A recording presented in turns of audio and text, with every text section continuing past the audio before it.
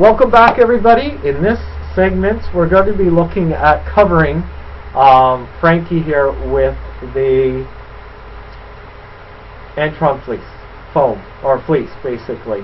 Sorry. And there were some questions that came up after the last segment of adding model magic to the head, which reminds me to grab, just in case you didn't watch some of the other videos previously, this is kind of what model magic. You can get it at Michael's.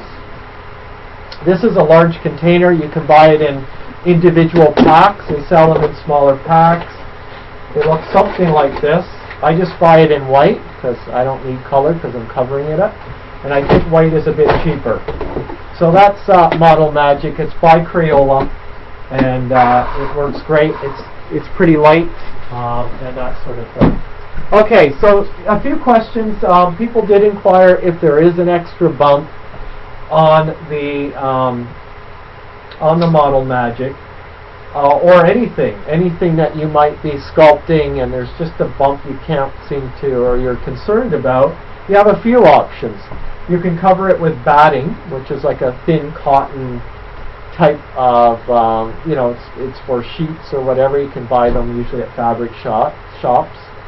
Or you can also buy very thin foam at your foam shop. And just give it a layer, and that will give a smoother surface. And you'll, between the fleece and the foam, it will smooth out any concerns. Somebody had asked whether you can use sandpaper to sandpaper model magic. Yes, you can. Medium to fine grit is what's recommended, and not too much pressure. Keep it light, and it'll smooth itself out. Like I said, I've had no major problems with it being a bit bumpy. The fleece does do miracles with covering it up. So there's some ideas and concerns that came up. Someone also asked about the contact cement and the hairdryer setting. You can do medium to hot on your hairdryer setting to help set the glue quicker. It really, as long as you don't hold it in one spot too long, it will not cause any damage to the foam whatsoever, as long as you keep it moving around. So there you go. So here we go. We're now going to be focusing on the process. Now, the method that I'm using is draping method. There are many methods out there, but for me, creating new puppets all the time with different shaped heads, I find it easier to just drape.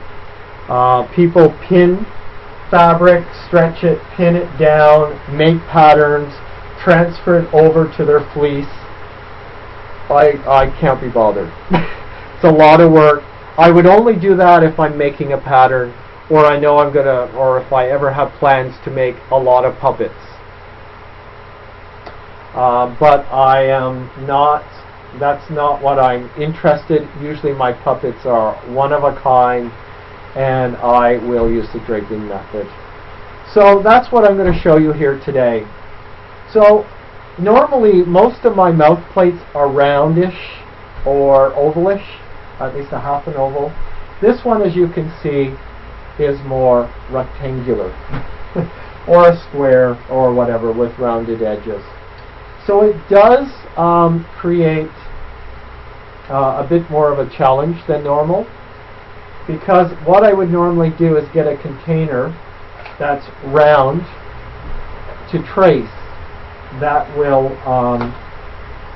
give me about an inch. Like if I place that in the middle, it would give me an inch. Well, this is not round, so I need to go with the shape of the mouth. So the closest thing I could find lying around the house is a beef cubes box.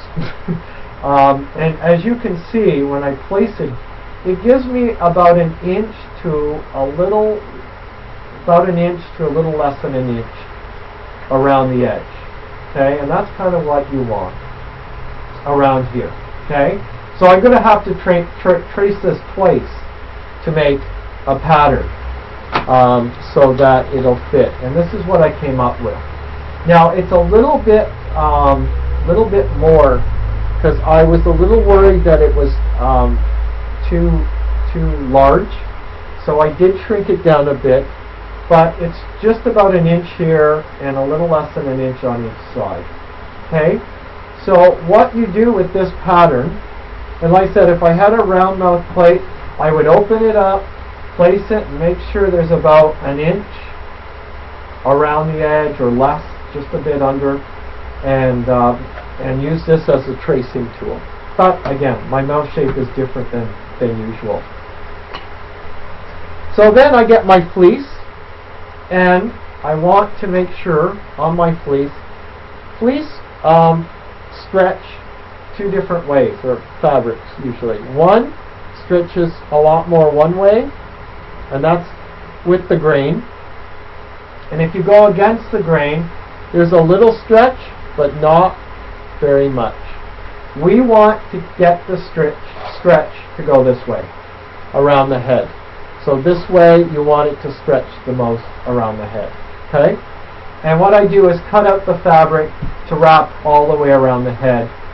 Now, because this puppet has a flat head, I have decided that I'm going to add a piece on top that I'm going to sew in separately, because I think I'm going to get a lot of wrinkles if I decide to, and it's going to make it complicated. So I'm just going to cut out a whatever shaped head and trace it, and the same for the bottom. Okay? So if you had a round head, you would make sure there's enough material to cover the entire top of the head all the way around, and that would work great.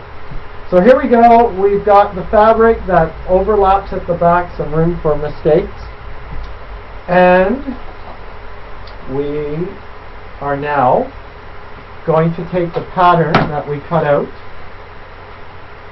and we're going to trace it. Now, I gave it a little more room than I should. I folded it where I want the crease to be, and I've marked it on the fleece. Okay? Marked it so that I know about where the middle is, because that's important. So please mark that when you do it. Sorry, you can't see it too well. There we go. Okay, so mark that. Now, it's... Daryl, is this the center of your fabric, or is this gauged off of your puppet itself? Thank you. That's a good question. What I did was wrap my puppet around, and yes, make sure that the seam's about the middle, usually where you glued your seam in, is about the middle at the back, and make sure it all fits. And then I found the mouth, where the mouth is, and I kept my finger there.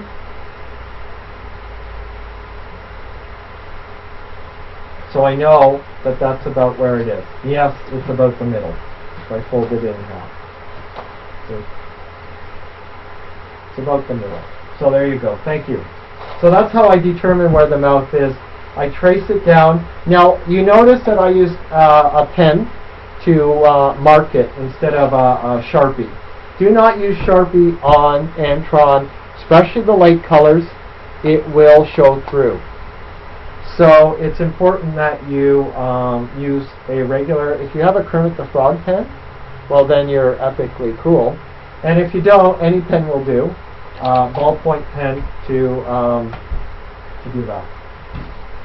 Now, we're going to start snipping out the middle piece. Now I usually start it in the middle so that you don't, when you try to start a piece of fabric, you don't want it to be done. And here we go. Cut out the piece. Now I made a few mistakes, as you can see, but not mistakes, but just wanted to, it's better to do it a little bit small in the beginning, and if you have to cut off a bit more, it's a lot easier to, cut off a bit more than